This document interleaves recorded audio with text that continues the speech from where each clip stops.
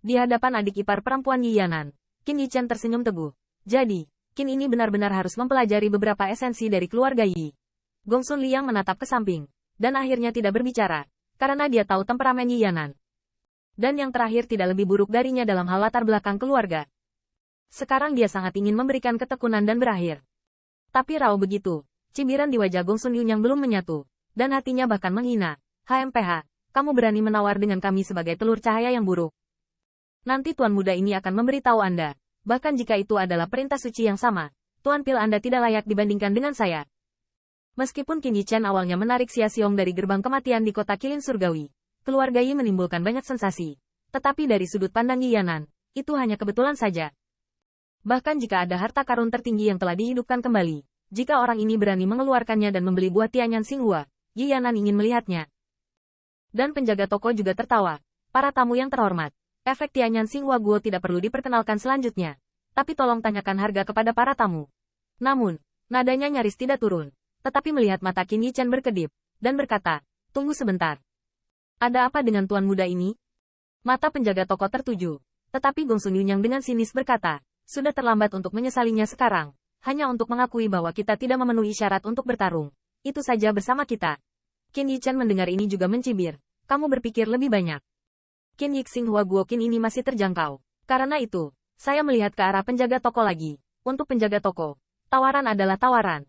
Tetapi Qin ini selalu percaya pada kekayaan dan tidak diekspos. Apakah saya akan menawar nanti? Bisakah saya menghindarinya? Ini, penjaga toko membeku. Tetapi kemudian tertawa lagi dan lagi. Tuan muda mengatakan apapun. Lagi pula, dia tidak memiliki hubungan dengan siapapun. Siapapun yang menjual harga tinggi kepada siapa. Tidak masalah jika dia menghindarinya. Apalagi, sebagian nasabah yang datang ke kawasan perdagangan, terutama saat membeli harta berharga, memang memiliki banyak keengganan untuk menunjukkan kekayaannya di depan umum. Qin Yichen mengatakan ini karena dia tidak ingin kompaun dan muncul di depan umum, setidaknya untuk saat ini. Namun, kalimat ini jatuh ke telinga Yi Yanan, tetapi dianggap bahwa Qin Yichen belum mengajukan penawaran. Jadi cari jalan keluar yang baik, karena meskipun dia kalah, itu tidak terlalu memalukan. Lagi pula, tidak ada yang tahu caranya. Banyak untuk menawar. Namun, Yi Yanan tidak menolak. Ngomong-ngomong, ketika Yan Xinghua Guo jatuh ke tangannya sendiri, kemenangan atau kekalahan sekilas terlihat jelas. Nyonya muda ini membuatmu menghindar, tidak menunjukkan uang, karena kemiskinanmu, kamu bahkan tidak ingin melawan nona muda ini. Memikirkan hal ini, Yi Yanan mengangkat lehernya, dan wajahnya yang cantik penuh dengan kebanggaan. Penjaga toko, pimpin jalan. Yah, silakan datang ke sini. Penjaga toko buru-buru meminta Yi Yanan untuk masuk ke toko, dan setelah melihat sekeliling, yang terakhir hanya meluruskan ke titik. Batu roh kelas atas nilai buah bintang Tianyan 300 sudah bagus. Nona ini memberi Anda 350. Bagaimana? Lagi pula, Yi Yanan hanya selangkah lagi dari pangkat Master Pil Suci. Bagaimana mungkin saya tidak memahami harga berbagai harta langka yang tak ternilai dan unik? Dan penjaga toko yang mendengar ini, senyumnya semakin cemerlang. Seperti yang dikatakan Yi Yanan, perkiraan awalnya adalah menjual Xinghua Tianyang Wo dengan harga 300 batu roh kelas atas. Tawaran Yi Yanan secara langsung melebihi hampir 20%. Bagaimana mungkin dia tidak senang? Penjaga toko tidak menebusnya. Tamu yang berharga ini, harga yang Anda berikan memang tidak murah. Tetapi Anda harus bertanya terlebih dahulu kepada Tuan Muda. Yi Yanan mendengar ini mengerutkan kening, tapi dia tidak menolak. Lagi pula, dia tidak mampu memberi pria itu kesempatan untuk menawar, tetapi kebanggaan wajah cantiknya tetap ada. Jika Anda ingin bertanya, tanyakan saja. Tetapi saya memperingatkan Anda, tidak ingin mengambil kesempatan. Untuk menaikkan harga, 2 take all. Itu, penjaga toko terus berteriak. Orang luar Mongolia mungkin baik-baik saja. Tetapi ini semua adalah pria tampan di Pillmaster. Dia tidak bisa mendapatkannya. Jadevot mengambil langkah ceria. Bibir merah Yi Yanan sedikit bengkok. Tersenyum bangga. Bertanya.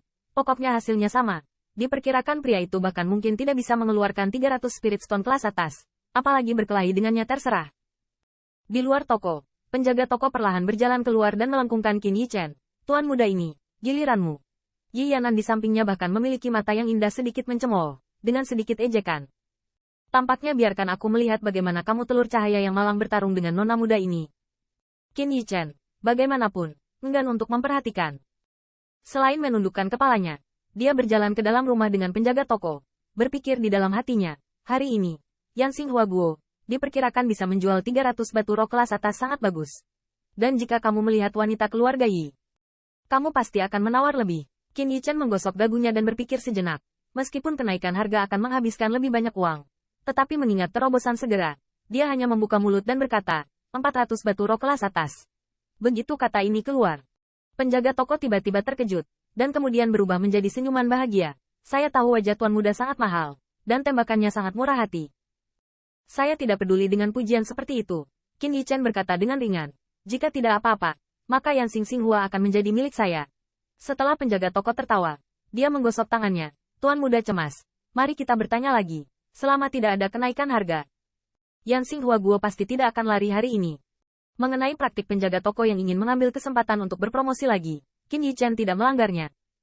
Bagaimanapun, dia tidak memiliki persahabatan, tetapi dia melambaikan tangannya dan berjalan keluar. Segera setelah saya keluar dari toko, saya melihat bagian depan kolam darah surgawi. Qin saudara, bagaimana? Qin Yichen tersenyum dan tidak berkata apa-apa, meyakinkannya.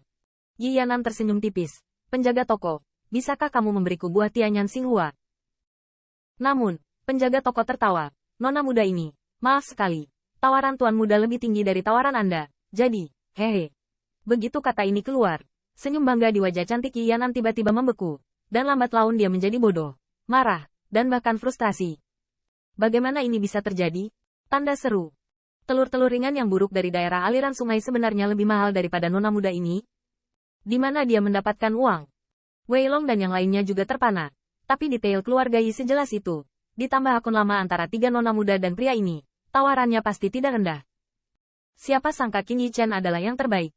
Yi Xingyun juga penuh kesedihan. Mengetahui kemurahan hati uang kakak ketiganya. Tapi dia sangat luar biasa dengan hasilnya.